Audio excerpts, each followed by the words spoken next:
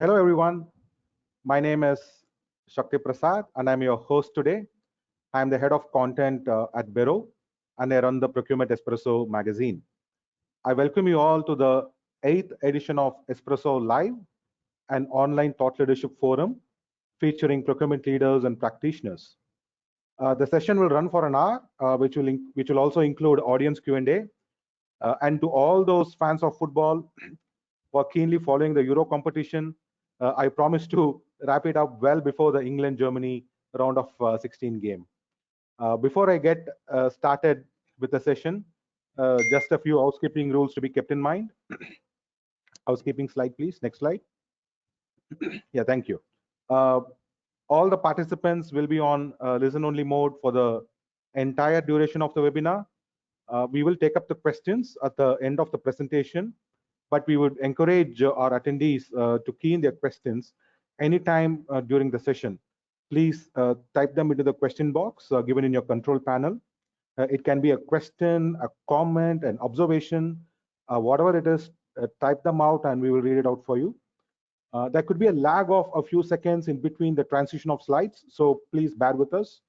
If you have any difficulty in joining the webinar, please try to log back in or key in your queries in the Q&A box, and my team will try to help you. Now, I am happy to introduce our guest, Gorm Larsen, the head of Digital Procurement at Maersk Group. Jacob joins us from Copenhagen. I hope you all can see him on your screens. In nearly 2 decades at Maersk, Jacob worked on many projects, including building up and rolling out e-sourcing and e-auction program. He is now responsible for end-to-end digitization of procurement in a company that is more than 100 years old. He perhaps has one of the most interesting assignments in this space. Jacob is steeped in knowledge of various digital technologies and is an expert in e-auctions. He believes that through e-auctions, procurement can deliver utmost value to their stakeholders. In fact, next slide, please. Yeah. In fact, his belief in the goodness of e-auction has propelled him to write a book titled A Practical Guide to E-Auctions for Procurement that was released recently, which brings us to our first point of discussion. Hi, Jacob, welcome. You are perhaps the first procurement practitioner that I know of has written a book. So how come how you came to write this book, and what are the key messages from this book? Well, first of all, thank you, Sakti, for having me. I've been looking forward to this session. I think we did an interview for the magazine a few weeks back, and I think that was a very interesting conversation. So I'm really happy to be here. And to the reason why I decided to spend most weekends and evenings for a year or so writing a book, there's a couple of reasons for that. You can say, first off, I've worked with e-auctions and e-sourcing for more than a decade, and I was so I had this frustration over having the same discussions with both old and new colleagues over and over again. And the reason for having the same discussions over and over again is because there are a lot of opinions about a subject like e-auctions, and they are all, you can say, personal perceptions of e-auctions. So most opinions is built on I once tried it and it didn't work, or I heard it from someone at the coffee machine that it's fantastic. So we end up having an emotional discussion rather than a fact-based discussion, and that's why when the frustration hit me at particularly hard one day, I decided, listen, I have to sort of collect all the facts on this subject and put it together in a book. And also then further reflecting on it, looking back, I would have, at the journey and the experiences that we have gone through over the last 10 years with e-auctions, I would have loved to have access to such a book when I started our journey. So that's another reason for writing it, because there is not a lot of literature on e-auctions. There's some academic literature on auction theory, but that becomes very math heavy, very theoretical.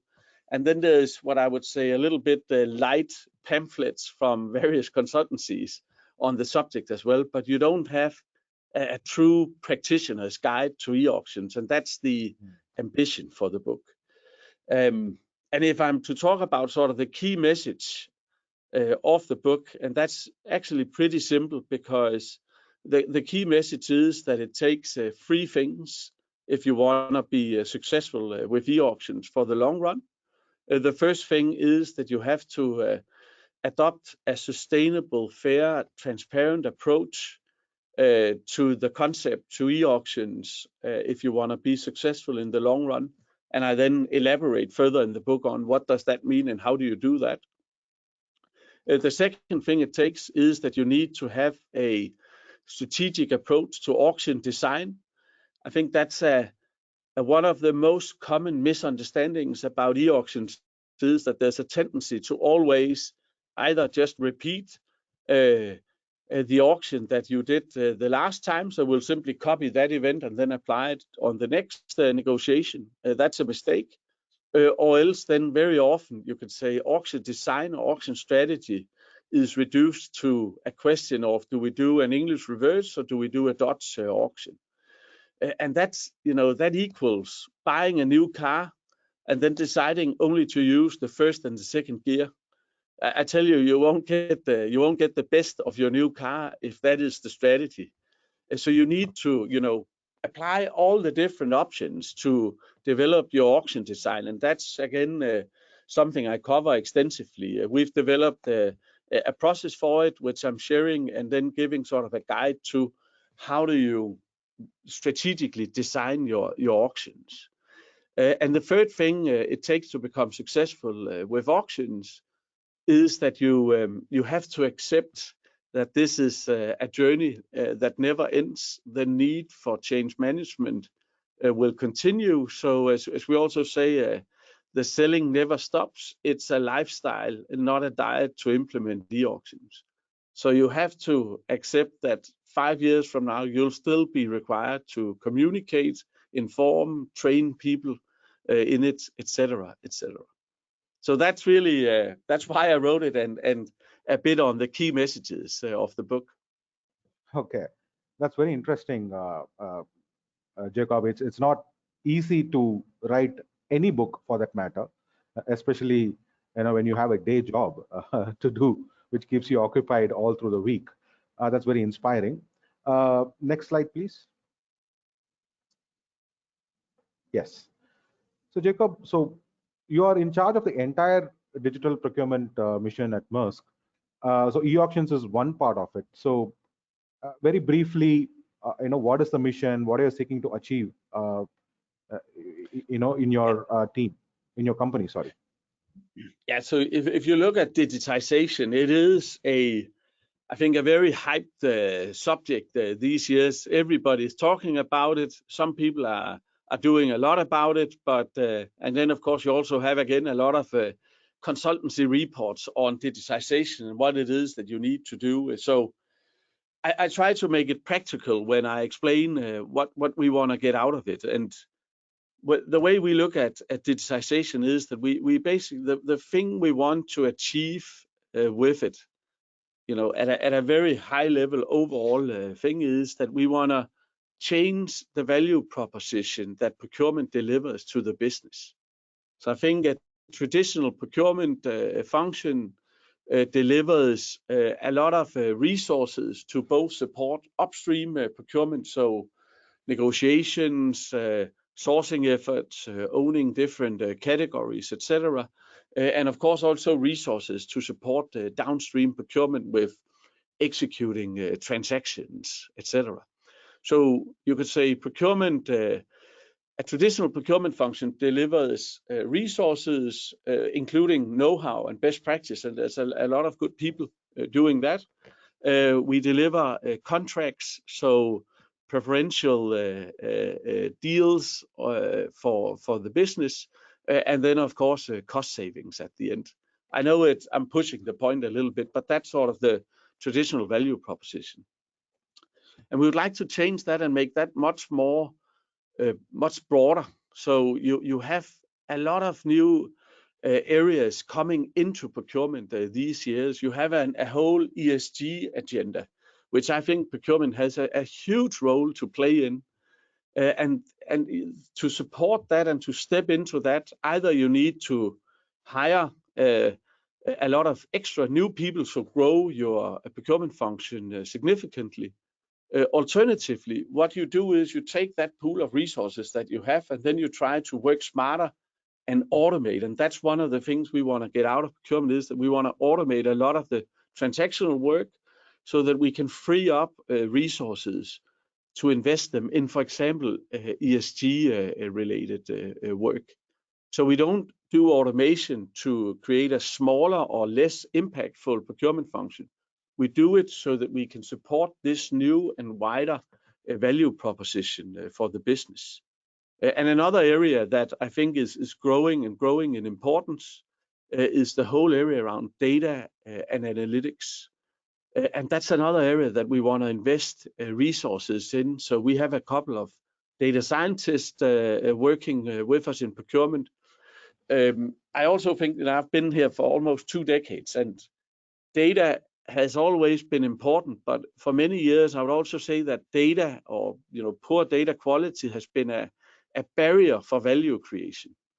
And we want to change that so that data becomes an accelerator for value creation. And that means that through analytic solutions, through the right capabilities within analytics, we'll be able again to change the value proposition from procurement, as we can now extract value out of the data we get from the entire ecosystem of suppliers and processes, etc.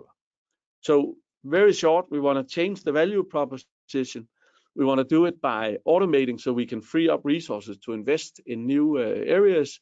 And we want to prioritize data and analytics very high as well, turning data into an asset for us in procurement, because through that we can generate new insights and new value for the business. That was the short explanation without any slides to the role of digital procurement in Maersk. Yeah, sure. Thanks. Thanks, Jacob. Next slide, please. Yeah, so today's session is about e-auctions. So why should procurement use it more often than not, Jacob? Because you firmly believe that it can deliver utmost value to the business stakeholders. In fact, you have, like we discussed a few minutes back, you even written a book. Why should they use it? Yeah, so there's no doubt that I'm a believer in the concept of e-auctions. But I would also say it's not that I'm religious, and I'm not here to preach and say that all procurement negotiations should be run as an auction, because that's really not my ambition. So my ambition is, as I talked about before, to ensure that we across the procurement community, that we across procurement teams can have a more fact-based, a more strategic view on the opportunities. And if we can sort of lift the fact base or the knowledge base across the global procurement community, we can have better discussions around where does it make sense to apply auctions. So with that said, I'm also I'm fully committed, and I truly believe that any procurement organization in the world can save a lot of money. They can save a lot of time. They can get better data, which they can use for analytics if they increase the usage of e-auctions. So I think cost savings is a very important argument for using it, and that's where most business cases is built around.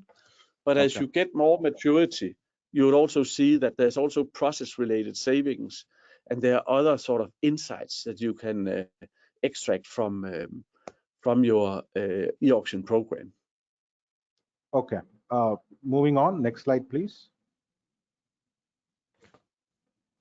Yeah, so talking about the type of categories that are covered through through e-auctions at Maersk, there's always this debate about direct versus indirect. So without fully getting into the arguments of whether which category is more amenable. Can you give a brief overview as to what are the major categories that are covered through e-auctions at Maersk? Yeah, so when I look back, I actually created a slide recently for sort of a training session where we listed just a selection of the categories that we have done over the years. When we reached, I think it was 120 or so, we couldn't fit more categories into the slide.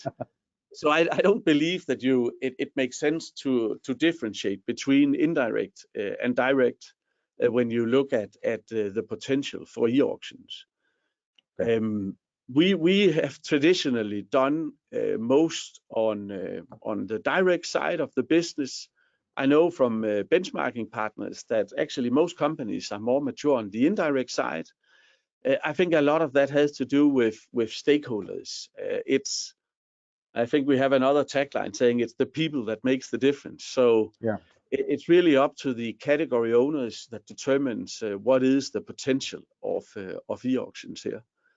But when I look at it, I have a very simple way of looking at whether it's feasible to do an auction. That has nothing to do with the nature of the category or you could say the technical complexity of the category.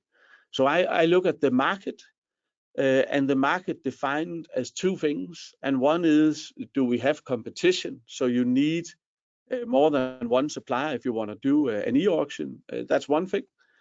And the other thing is it attractive business that we put out to the market? So do we have attractive business? And if we do, suppliers will also be willing to participate. If we put out a very unattractive business in a very hot market, which is completely seller's market, there's a very high likelihood that they'll say, sorry, we don't want to do this and we won't participate. And that's because you don't have attractive business. But if you have those two things, there's not a category that I wouldn't consider doing e-auctions. It's not the same as we would do it always, but that is what determines whether you can do it if that is the optimal strategy in the individual situation. Okay, that's interesting. Next slide, please. Yeah, so another key question that keeps coming up is, should we centralize the function or should we decentralize the function? And then once we get into that, there's of course there's a pros and cons of centralization versus decentralization. During our previous conversation, you did mention about the need to have a COE. In fact, it's mentioned there in the slide. And also this thing about a world-class procurement organization, having little more than 10% of spend can be considered world-class. So all these four are very salient points, Jacob, which was of course gathered after our initial conversation. So can you elaborate on this a bit more for our audience?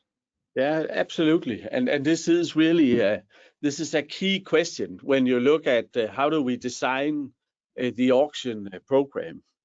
Because, for example, if we look at something like a center of excellence, in my many years of working with e-auctions, I've never seen a company being truly successful if they didn't have some kind of center of excellence, some kind of central ownership of the program.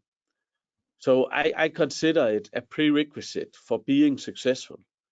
With that said, you don't have to have you can say a global team like we do. So we do north of 1,000 auctions per year. So we have, 6 people in a central team and then a couple of regional implants that support both auctions, but also sourcing efforts. You don't need to have that kind of setup. It can be, in some companies, it can be a one-man band. It could be a couple of students if it's a relatively small company. But you need some kind of central ownership. And you need that both to ensure that someone is sort of raising the flag and say, hey, we need to discuss this subject of e-auctions and we are doing a lot or we are not doing so much. Somebody needs to own it and have the responsibility for bringing it up and for discussing it, or else then you won't do any. Another reason for having it, or why we have a pretty centralized setup when it comes to auctions is that we are ruthless when it comes to the ethics around how we apply auctions. And in order to ensure that the policy we have with sort of, surrounding the ethics, to ensure that we always comply with our own policy for this, I insist on having our central team involved in every auction that we do. That is absolutely, again, crucial for the long-term sustainability. Back to the key messages of the book, you need to have the right policy, the right ethics around how you apply it if you want to be in it for the long run, and if you want to be successful. So that's another reason. And finally, I also think another reason for having some kind of centralized setup is this point about being strategic when it comes to auction design. And it's important that category managers, I think they need to learn about it. They need to know about auction design, just as they receive training in negotiation concepts. They should have an okay understanding of auction design, but they don't have to be experts, because that's with the COE or with the centralized setup. But in order for us to co-develop the optimal strategy, it's important that we talk the same language. And that's why they need to understand it without being sort of the experts. If I move on and talk a bit about the pros and the cons with centralization versus decentralization, I think I've already touched upon some of the you could say the pros of a centralized setup. But the decentralized setup, I think, is important for driving adoption. So it's very important that you don't have, that you sit in an ivory tower in headquarters and then you only talk to yourself and run it out of there. What I have seen is that when we put resources out in the front line with the regional procurement teams, our usage and adoption of e-auctions simply goes up. And that is because we sort of anchor a more decentralized ownership. So when it comes to adoption, it's extremely important to think in a decentralized setup as well, to ensure that you have that local support when it comes to identifying candidates for auctions, etc. And then on the last point, I actually think that's a very good point that you mentioned, and that also refers back to the previous slide. That listen, my mission here is not to say that you should auction off 90% of all your spend. I actually don't think that would be ideal. Auctions is a tool in the toolbox. Most procurement organizations would have it, but would very rarely use it. But if you use it on just 10% of your spend, you will get significant results. And again, if you can do that, if you can address 10% of your spend, in my view, then you are really among the top companies that are applying it. I should say, and I haven't mentioned that in this, because you will see companies who will say, listen, we do 30,000 auctions every year. We cover 50% of the spend. In my book, you can only label something as an auction if you have commitment to the process. So if you do an auction as sort of a benchmarking exercise, and then you do a traditional negotiation afterwards, it's not an auction. Okay. And that's why a lot of people say, but Jacob, that's relatively low. But that is because if you see some of the companies who do significantly more, it's because they're not committed to the process. And in my book, it doesn't really count if you're not committed. It's like that as it is with, I think, all other relationships in life. If you're not committed to it, it doesn't really count. It doesn't really work. So same goes for auction. Yeah, I mean, excellent point. So as far as you're concerned, it has to be end to end. It can't be used as a price discovery and then use it as a hybrid approach and then get offline and start negotiating with suppliers. So it should be end to end, start to finish. Yeah. Yes, but I have to say also that it doesn't mean that the winner always gets everything. And I describe this in a lot more detail in the book. But what is critical when I talk about commitment is that what you say up front is also what you do afterwards. Okay. So it's perfectly fine to say the winner gets 50%, number two gets 20, and the last 30% will distribute those to whoever we see fit after the auction. You know, then it's clear and upright communication. Everybody know what you have promised, and everybody know what they're bidding for. So it's not to say that winner takes all, but you have to have that awarding policy ready before you do the auction. It's the pure price discovery is, in my book, it's a waste of time because you won't get the best possible deal from the bidders because they know they have to hold things back for a final negotiation afterwards. Oh, that's a very important insight, Jacob. Anyway, moving on. Next slide, please.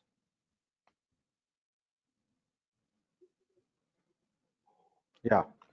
So I know in the interview article that was published a couple of weeks ago, we had spoken about how you had hired PhD students in applied mathematics, to develop certain algorithms to address certain process inefficiencies. Uh, so here we are talking about RPA. I believe you are doing about 500 e-auctions a year. That is, the robot does 500 e-auctions a year at Maersk. So does the robot have a name? So, I mean, does it have a personal name? And can you elaborate how you use this robot to conduct the auctions?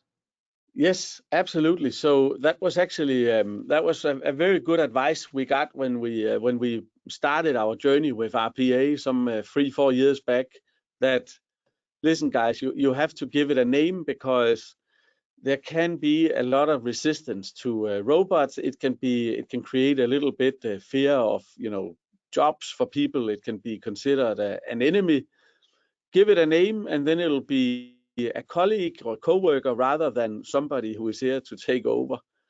So we've named it Holger, and it's actually funny that it's people will refer to it as a colleague, and we've been very sort of conscious around how we communicate. Holger is here to help us do some of the work that we, the tedious admin heavy work that we don't want to do anyhow.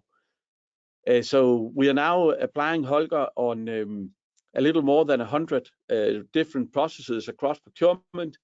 He has access to 26 different internal systems from operations, finance, all procurement systems, etc. And one of them is our e-sourcing and e-auction platform. And what he helps us with when it comes to auctions is a couple of specific categories. So I should say it's not that Holger is running just all our random auctions. It requires that you have a fairly stable process, a fairly mature procurement process, and mature, you could say, defined as it needs to be clear for both the suppliers as well as for us. What are the items we are negotiating here? If it's all new, you have to have a more in-depth dialogue with vendors. But this is a category where we've done auctions systematically for close to 10 years actually on a quarterly basis. We buy it across many different ports, so we have really high volume of auctions and literally thousands of articles to negotiate. So it's been quite a heavy workload for both the e-auction team to run these hundreds of auctions every year, and it's also been a heavy workload for the category managers on a quarterly basis to extract all the item information, volumes, etc., for different ports, making it ready, handing it over to the e-sourcing team, who would then set up the auction, invite suppliers, train them, etc., run the auction, download reports, upload it into the catalog solution again. But what we figured out was that we actually believe Holger can help us with this, and we also have a volume that will sort of justify that we invest the time in training Holger to run the auctions for this category. So what Holger is doing is that he will when we initiate the process, he will download all the article information from our data cube, which has both ERP data, catalog data, etc. He will then, you can say, configure the file so that it fits an upload sheet from our auction platform.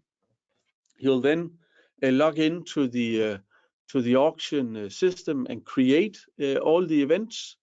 He'll then send out the invitation to suppliers with the time and place for the auction. For the actual auction, we still have humans monitoring it, because if anyone has problems or questions, then we will be then we are available for, you can say, for Q&A with the bidders. But after the auction, Holger again takes over, download all the new bids, logs in and uploads it into the catalog solution. And I think a couple of interesting things that we get out of this is, of course, we get we believe the right market prices, because we do frequent, very efficient negotiations. But what we also get is we free up time, not only from the e-sourcing team, but also from the category managers who have spent a lot of time preparing data for these negotiations. And that time which has been freed up, they can now spend talking to suppliers, making sure they are ready for the auction that we do next week or on Wednesday or whenever it is, so that they, so that we have the right relationship, the right dialogue, and that we have motivated partners that will participate in our auctions. So from that perspective, you can actually say that the combination of auctions and Holger has freed up time for us to work on improving a relationship with our suppliers in this area. And that's, is a contradiction to a thing. I know we'll talk about it in a bit. But this perception that auctions is always bad for relationships, that's not the case. You simply make a more efficient process, and then you have to reinvest the time rightly or wisely into improving those relationships. Yeah, in fact, that was my next question. Next slide, please. Yeah, so you had briefly touched upon it in the previous slide. There is a underlying sentiment, unspoken at times, that running an e-auction program can actually damage the supplier relationship, especially if the suppliers or you have a long-standing relationship with them, and then you suddenly introduce e-auction, because not all companies do it all the time, and at some point in time you may have to introduce it. So when you introduce e-auction in a category where you have a long-standing relationship with suppliers, there is an underlying sentiment that it could damage them, damage the relationship. I know you briefly touched upon it, so can you elaborate how e-auction and supplier relationship can indeed be symbiotic and need not necessarily burn the bridges? Yeah, and this is actually one of the myths that was sort of you can say, the fuel that motivated me to write the book, because I think the previous slide, or the case, the story around how Holger is running auctions, is a good example of how, if you do it right, this has no negative impact on your relationships with your vendors. But that's a specific example, of course. But if we try to look at some of the, you can say, facts that are available, or some of the research that is done on this subject, this is actually one of the areas that over the years there's been done quite some research on this subject. There's good research. There's also bad research, because some of the pointers here, they don't differentiate between, for example, committed and non-committed auctions. And as I said, commitment that's probably the only thing I'm religious about when it comes to auctions. But if we look at it overall, the research on the impact of relationship to auctions shows a clear correlation between the use of a concept called procedural fairness and the quality of your vendor relationships. And procedural fairness with regards to e-auctions, again, I have a full chapter on it in the book where you can read about it, but it's things like equal access to information for all vendors, It's about ensuring that everybody has received proper training, that they're comfortable with using the system. But it's also, and that's probably one of the most important things, this thing about being committed to the process and having commitment to the process, so that you don't experience as a bidder that you win an auction just to find out that you were just leveraged for squeezing the incumbent, who then end up getting the business, even though they finish in fourth or fifth place in the auction. So Okay. to translate that concept around procedural fairness into plain English, I would say that what it says, or what the research says, is that it's not the auction that will damage the relationships. It's how you conduct the auctions. And I think that point you can apply 100% on traditional negotiations as well. There are certain tactics which can have a very negative impact on relationships. And of course, if you conduct traditional negotiations in a, upright, maybe direct, but in a good way, they will also not damage the relationships. And so will e-auctions not, if you do it right. That is what the research says, and that's also my experience after working with it for more than a decade. And I think the last example here is a good example of exactly that. Okay, that's an excellent answer, Jacob. I know we have just a couple of slides left before we open up the audience Q&A, but the questions are already coming thick and fast. Great. So let me just ask you this question. So this is from Will Casebell. So he didn't get the name of the RPA bot. Is it Hilda or Elga? I think it's Olga, right? O-L-G-A. It's Holger. We actually also have it's not a bot, but we have a couple of algorithms that we've named Hilda. And what we say is Hilda is a smarter version of Holger. But what Hilda is doing is a couple of algorithms that do analysis of our purchase requisitions, and then produces recommendations on how do you handle this requisition. Do you send out an RFQ? Do we have prices in the catalog available already? Then it's just a matter of flipping it into a PO.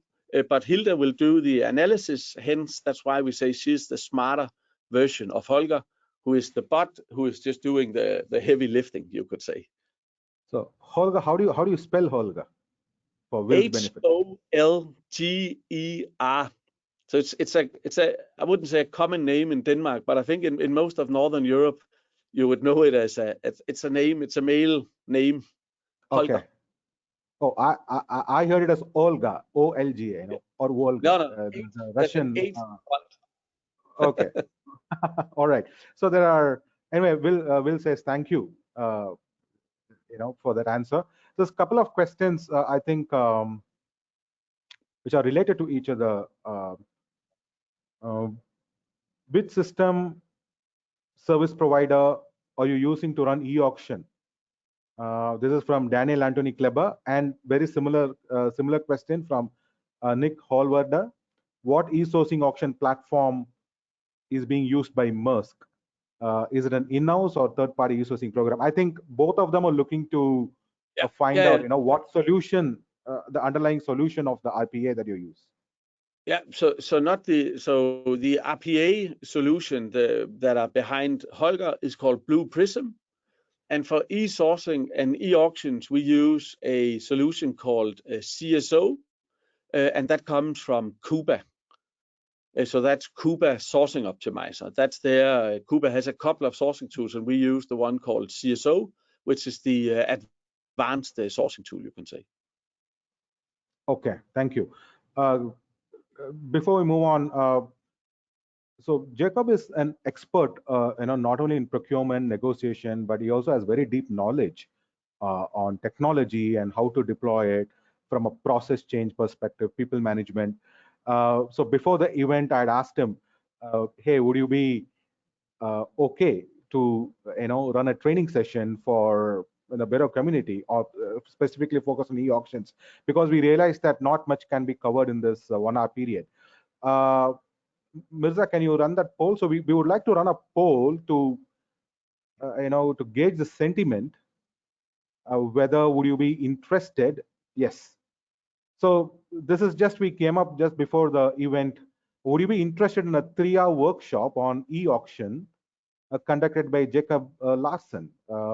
He'll be doing it. Of course, Bero will facilitate it.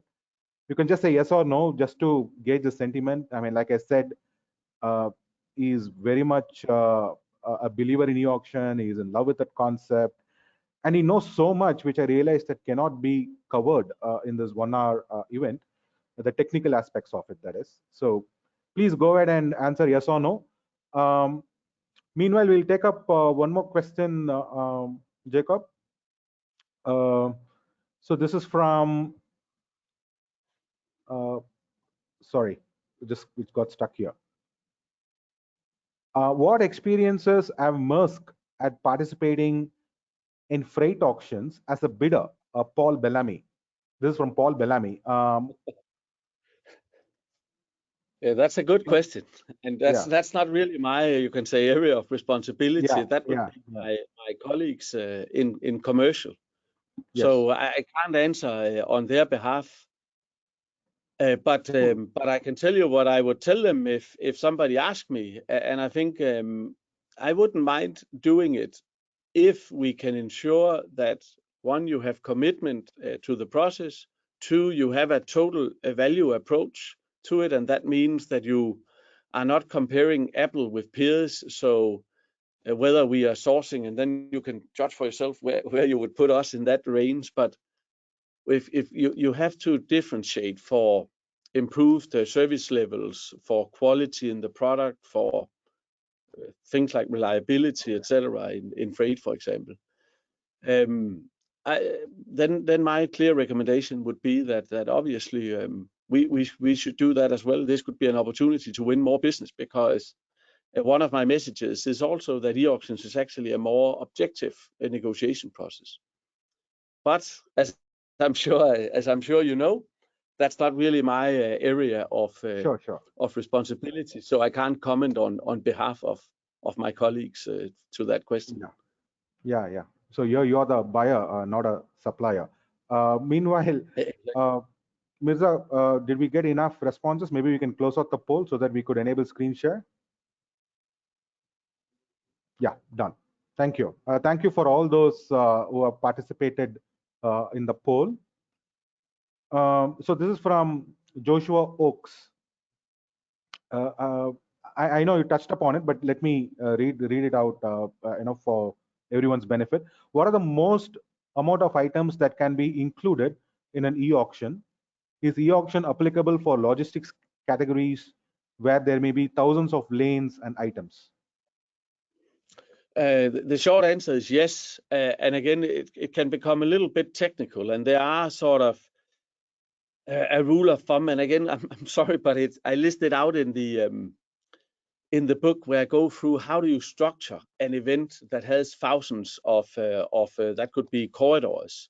So it's important that you, first of all, that you don't include literally thousands of corridors within a short time frame, but that you create them into sort of different lots. There's also a lot of analysis to be done up front. Are there certain, you could say, packages of corridors that fit naturally together as one? And of course also you wouldn't do, I'm just mentioning a random example here, road transportation in Europe, you wouldn't do that as one auction. You would split it up into multiple events, and within each auction you would then again have multiple lots. And there are these rule of thumbs as to how many items or corridors would you put into one lot. And I believe it's 10, 15, but I'm not 100% sure, that we use as sort of the rule of thumb for how many items we would cover in one lot, and then again a number of lots in one auction. But covering a thing like road transportation in Europe could be going across multiple auctions and across several days as well. So it's not done in 15 minutes and then you have negotiated 5,000 corridors. That's I think is obvious. Yeah. So next question is from Jason Park. I think it's a very interesting question, Jacob. Is it necessary to conduct one more negotiation round after e-auction, or can we skip the negotiation? What is your recommendation? It's absolutely to skip it. So if at all possible, e-auction, that is where the suppliers win or lose the business. That's back to this point about commitment. So I would strongly advise against, unless it's a very special case where you could use an auction, it's called a hybrid auction format, where you could use an auction for perhaps a shortlisting going from 8 to 3 suppliers, and then what the supplier win is not the business, but the right to enter into sort of a final round of offline negotiations. But 95, 98% of the auctions we do, there's no negotiation afterwards. And if you have negotiations afterwards, it's basically a waste of time to do the auction, because you won't get the best possible price coming from it. If suppliers know that this is the last and final, there'll not be any further negotiation, they will give you their best possible price in the auction, and then there's no need for more negotiations afterwards. Yeah, I mean, it's a bit counterintuitive, no?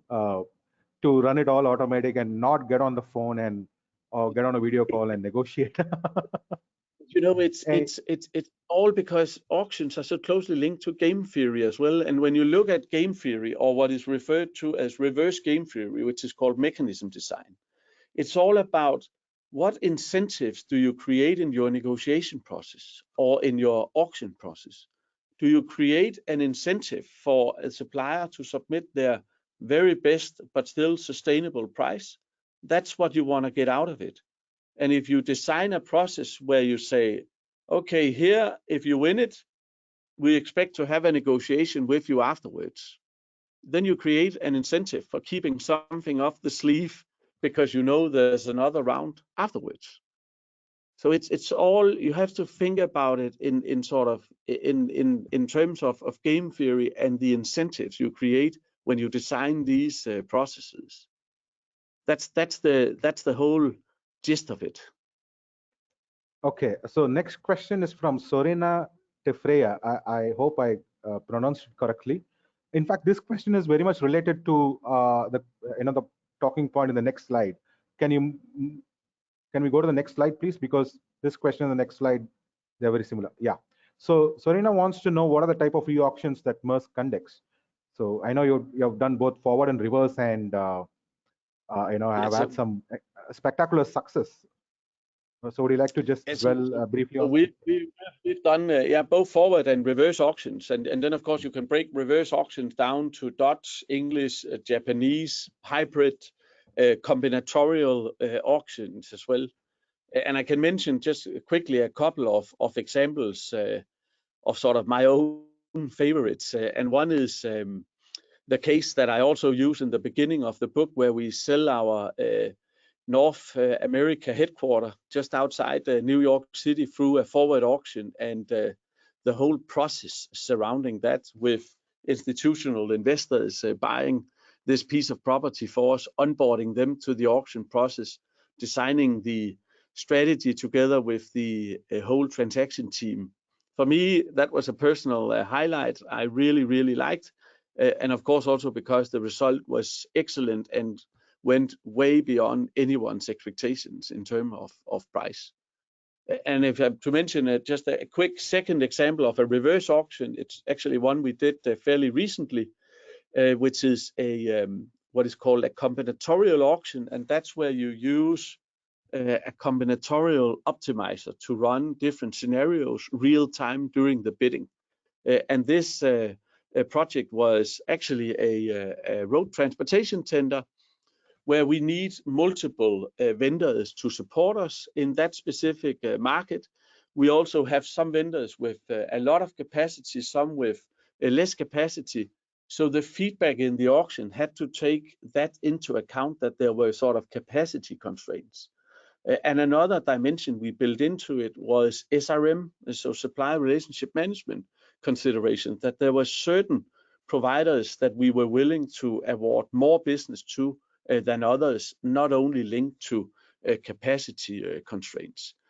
So what we did there was that we built in the optimizer, who would then real-time optimize across all suppliers' bids, provide feedback to the suppliers, not on rank or where their position in the auction, but the amount of business that they were winning. So they could win, right now you're winning 8%, then they could lower their price a bit, and then it would go up to 10%, for example. What I really like about that format is that it takes all the, again, a lot of the misperceptions about that auctions is all about price, and it addresses that. So we have our SIM strategy reflected in the auction. Another thing I really like about it is that it's hugely complex to run a combinatorial auction, but for the bidders and the feedback they received, it was extremely simple. So it was green color code feedback, and then a number if they were winning business, and it was red if they were not winning any business. So for the bidders or for our partners, it was simple, but the technical solution behind it was very complex. So that would be another highlight, and actually one we did just a couple of months back, which I really, really liked. Okay, that's a very elaborate answer. Thank you, Jacob. Questions keep flowing. So this one from Angela Harris. I think this again is a very interesting question from Angela Harris.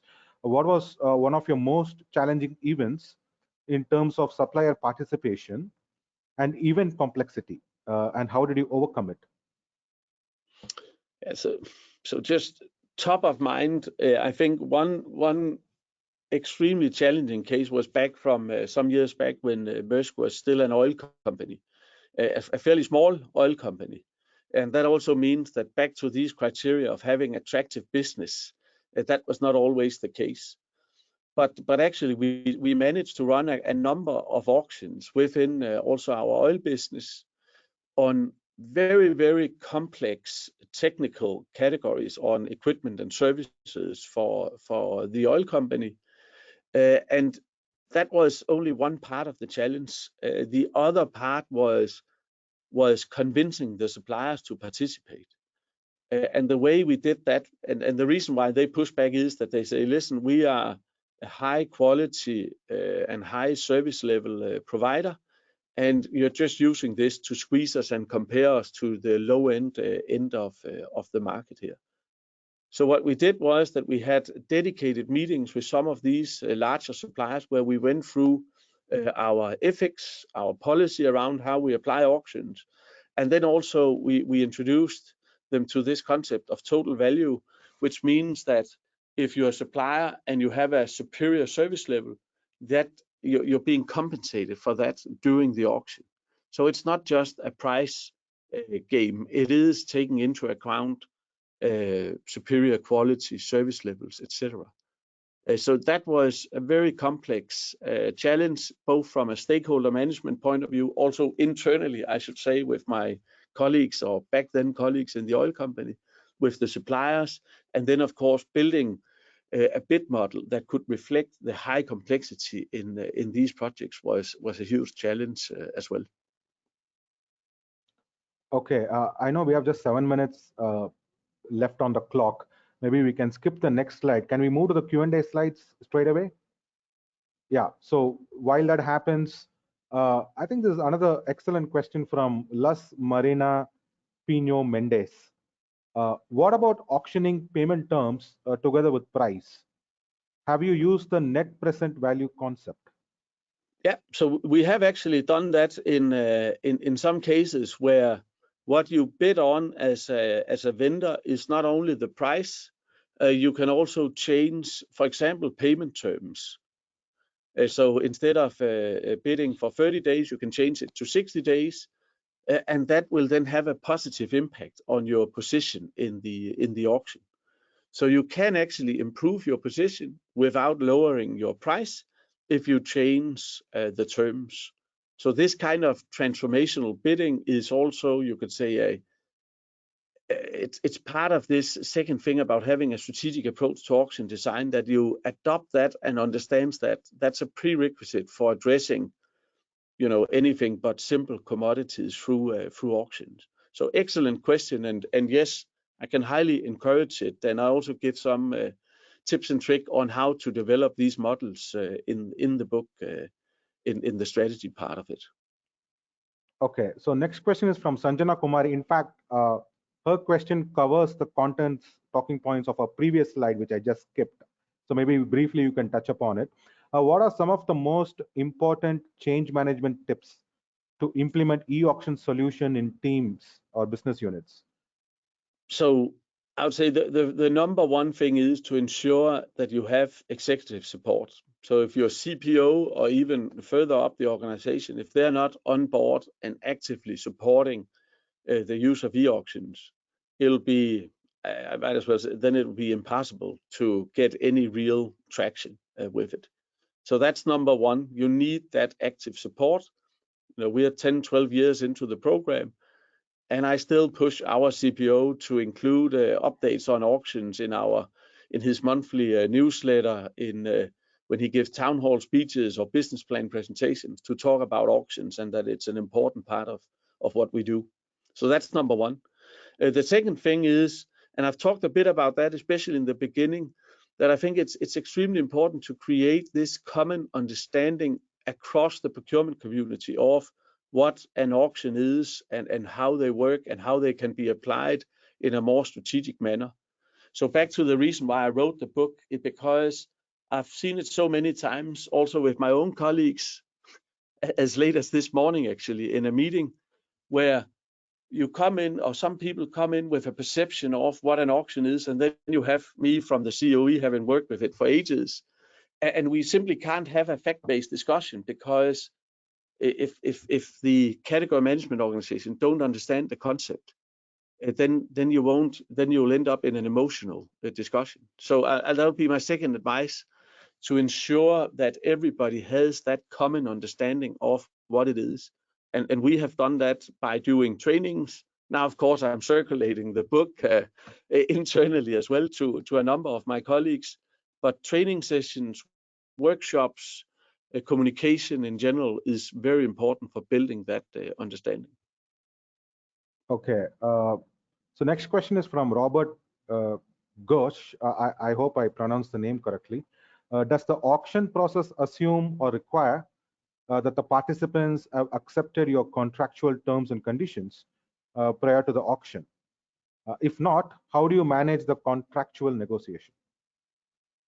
No, but again, 9 out of 10 cases, yes, then you would have to have aligned that up front. And either everybody's bidding on the same terms, or else then you would have to compensate, for example, payment terms with a handicap through a transformational bidding.